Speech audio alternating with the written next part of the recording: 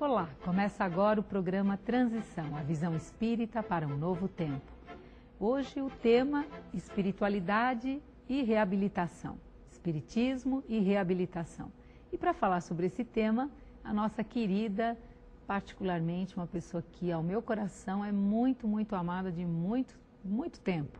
Um dos primeiros livros que eu estudei profundamente foi o livro Castelo das Aves Feridas. Esse é um tema que até hoje ele repercute aqui na minha lembrança. Então é com muito carinho que estamos aqui com a senhora Nancy Pullman. Uma alegria a sua presença, viu, dona Nancy? Alegria minha também.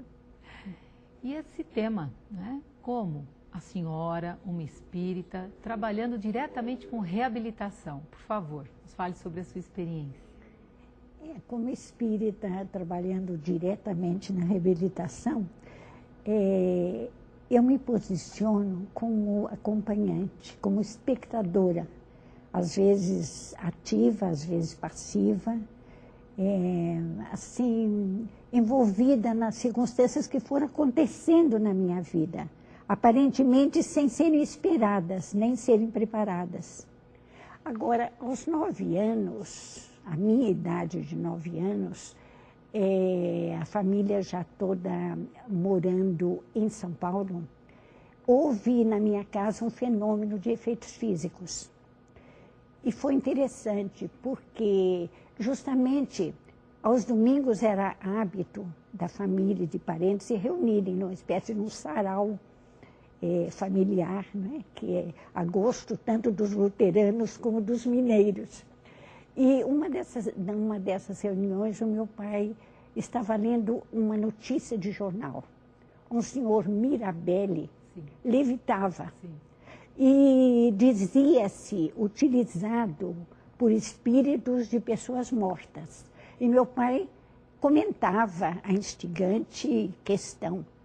Nesse exato momento, uma janela, sabe daquelas janelas pesadas, de casa antiga, foi sendo deslocada do local onde estava, vagarosamente, como se mãos, realmente mãos invisíveis, aí estavam segurando.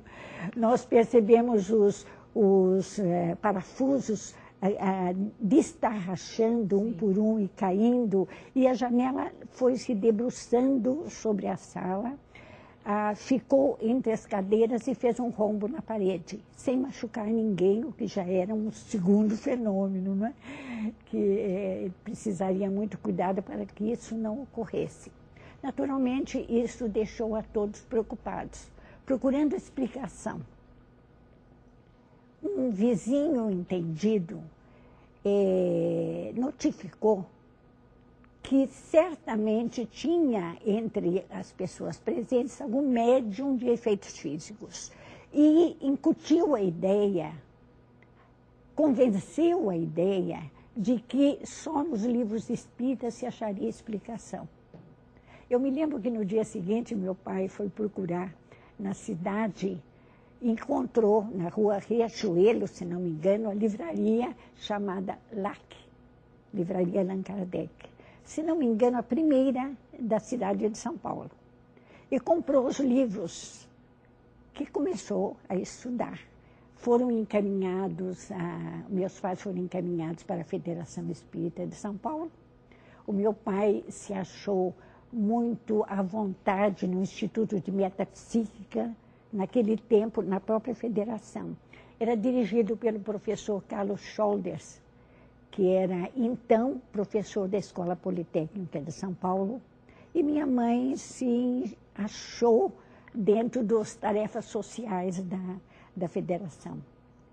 E na minha casa manteve-se um curso sequente da doutrina desde então, dirigido pelo ex-luterano, o senhor meu pai, onde se estudava Allan Kardec e os clássicos, né? Leon Denis, Camille Flammarion, e os metapsiquistas, que meu pai tinha especial predileção, o William Crookes, Charles Richer, Ernesto Bozano, E assim foi a espiritualização, a espiritização da minha família, com esse primeiro encontro provocado por um fenômeno de efeitos físicos, né? Nós podemos dizer que todos os hábitos sociais e religiosos mudaram profundamente.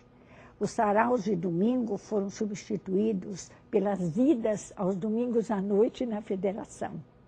Parentes diziam que nós tínhamos ficado hereges. E nós gostávamos de ir a uma tal de federação para ouvir palestra de outros hereges. Podemos lembrar, assim, como homenagem até, que esses hereges que falavam na federação eram alguns como Pedro Lameira de Andrade, Dr. João Batista Pereira, o jovem Dr. Luiz Monteiro de Barros, o ainda mais jovem estudante ainda de medicina Arilex, professor Romeu de Campos Vergal, e aos domingos o ex-presbiteriano, agora espírita, Pedro de Camargo Vinícius. Mas eu gostaria de lembrar como foi o encontro com a reabilitação. E o motivo pelo qual eu estou unindo espiritualidade e reabilitação, ou melhor, espiritualidade na reabilitação, ou da reabilitação. Quando era adolescente, eu tive um grande apego pela literatura, principalmente poética. E então achei e resolvi que seria advogada. Eu estava cursando o primeiro mês do primeiro ano da Faculdade de Direito do Lago São Francisco. Na hora dos intervalos das aulas na sala João Mendes, costumava ficar embaixo das arcadas, lembrando as coisas que tinham ocorrido ali, né? Cássio Alves, Olavo Bilac, Rui Barbosa, né? Machado de Assis, e versificando. Mas nessa ocasião, aconteceu comigo uma crise existencial, uma crise gnóstica, uma crise esotérica, uma crise mística, uma crise de identidade também. Havia assim, comecei a sentir uma discrepância entre o que estava aprendendo no Espiritismo e a carência de atos correlatos. E a influência muito grande dessa época na minha vida foi um livro chamado Confissões, de Santo Agostinho. Que não era santo quando escreveu, porém escreveu sobre a sua juventude cheia de extrapolias, né? Mais filho de Patrício do que filho de Mônica. E Agostinho conta da sua angústia na procura de Deus, né? Na procura da verdade, na procura do amor, que ele sufocava o seu íntimo. Ele estava meditando em Milão, procurando e falando em solilóquio. Até quando, Senhor? Até quando eu te procurarei sem te encontrar? Desesperado. Esse desespero eu senti, sabe, Delmar, na minha adolescência. Nessa ocasião, conta Santo Agostinho em Confissões, que ele ouviu a voz, um cântico de crianças, né? E distinguiu o refrão, que era tole, lege, pegue, leia. Então ele entrou na sala, do local onde estava, abriu o Evangelho e leu uma parte da Epístola de Paulo, que ele percebeu ser exatamente para ele, e daí começou a sua saga longa até o final da vida, provavelmente depois da existência terrena, e continuando-se até ao ponto dele se tornar um dos maiores divulgadores da doutrina espírita com o trabalho de Kardec na codificação. Mas no meu caso, ainda repetindo das devidas instâncias, alguém havia me emprestado um livro com a biografia de Florence Nightingale.